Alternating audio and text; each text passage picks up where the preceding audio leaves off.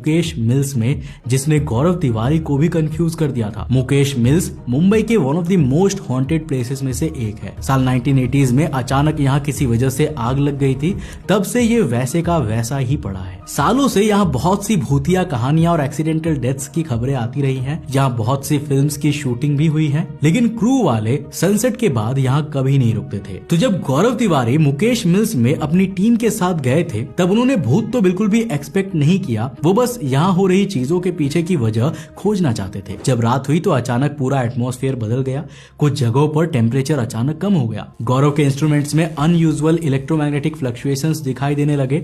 वो सिग्नल्स कई जगहों पर स्पाइक हो रहे थे, वही कई जगहों पर नॉर्मल दिखाई दे रहे थे। उन्होंने कैमरे के सामने बताया कि इस तरह के रीडिंग्स से ह्यूमन माइंड पर असर पड़ सकता है। लोग पैनिक हो सकते हैं और हेलुसिनेट कर सकते हैं, और ऐसा लग सकता है जैसे कोई उन्हें देख रहा हो। लेकिन फिर अचानक एक ऐसा मोमेंट आया जिसने गौरव को हिला दिया। टीम को फुटस्टेप्स की बहुत ही धीमी आवाजें आने लगी।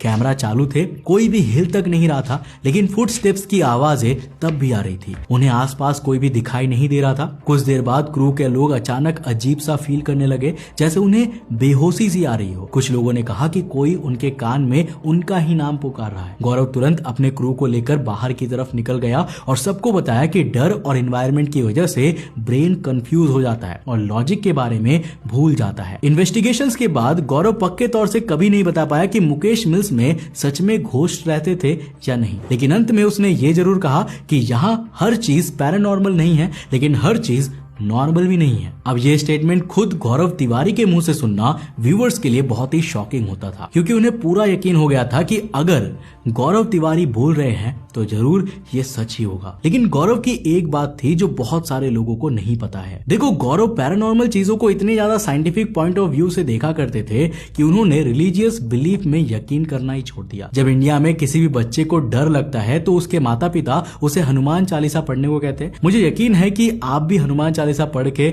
अच्छा फील करते होंगे, लेकिन गौरव तिवारी इस तरह के डिफेंस मैकेनिज्म में यकीन नहीं रखते थे और शायद इसी वजह से उसके